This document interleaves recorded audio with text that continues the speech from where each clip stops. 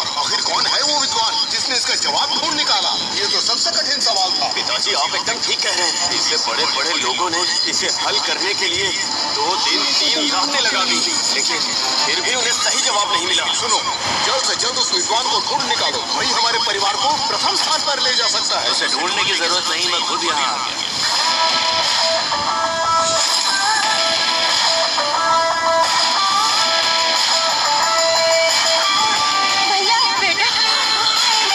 सवाल तो बहुत आसान था, इसमें कोई बड़ी बात नहीं।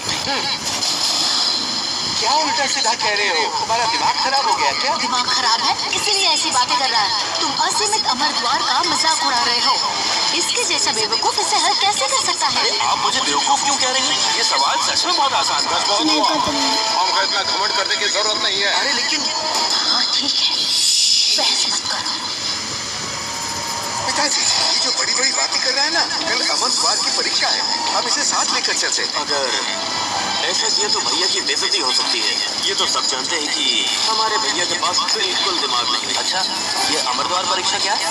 रहने दो बेटा, हम हिस्सा नहीं लेंगे। ऐसा मत कहो, इतना अच्छा अवसर है नाम कमाने का, इसे हाथ से कैसे जाने दे सकते हैं? वैसे भी वहाँ बेवकूफ होगा तो ही मेरे बेटों की काबिलियत निखर कर आएगी।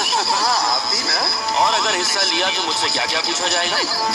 वहाँ अंग्रेजी, गणित और व्याकरण की परीक्षा है जो तुम्हारे पास का नहीं है। बहुत मुश्किल है। बस इतना ही? तुम्हें पता है ये कितना कठिन है? अमर संप्रदाय की परीक्षा कोई खेल नहीं है। बड़े बड़े विद्वान पहले सवाल में ही हार जाते हैं। अमर संप्रदाय की परीक्षा कोई खेल नहीं। अब हमें उस विद्वान को ढूंढना है जिसने इसका हल निकाला। बेवकूफ कहीं का। बेवकूफ तो बेवकूफ ही रहेगा। भैया हिम्मत मत हारो, एक न एक दिन तुम हमारे परिवार की तरफ से हिस्सा जरूर लोगे। अरे अरे, तुम कौन हो? हाँ तुम। अरे बेटा तुम्हें हो क्या गया है? इसे तुम भूल गए, ये तुम्हारी सौतेली बहन है। यही तो एक है जो हम दोनों की तरफदारी करती है। कोई बात नहीं भैया, अभी अभी मौत के मुंह से वापस आए हैं। हाँ, मुझे याद आ गया। मुझे याद आ गया, मेरी बहन। कल अमर द्वार की परीक्षा में मैं भी हिस्सा लूंगी। जब मैं पहले स्थान पर पहुंच जाऊंगी उसके बाद तुम अंदर आ सकते हो। बस एक बार मैं जीत जाऊं उसके बाद बड़ी माँ का इलाज हो जाएगा। बेटा तुमने इतना कह दिया, मेरे लिए तो बस इतना ही काफी है। मेरी बीमारी शायद ठीक नहीं हो सकती।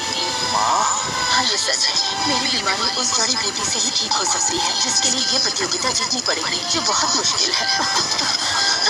मेरे पास अब ज्यादा समय नहीं बचा है। बड़ी माँ आप चिंता ना करें, जैसा भी हो मैं कल जीत कर ही वापस आऊंगी। मैं और मेरी माँ पिछले 20 सालों से इस परिवार के ताने और जुल्मों को सहते हुए आए हैं, और अब मेरी माँ को एक लाइलाज बीमारी हो चुकी है, और अब मैं उन्हें इस हालत में मरते हुए नहीं देख सकता। मुझे कुछ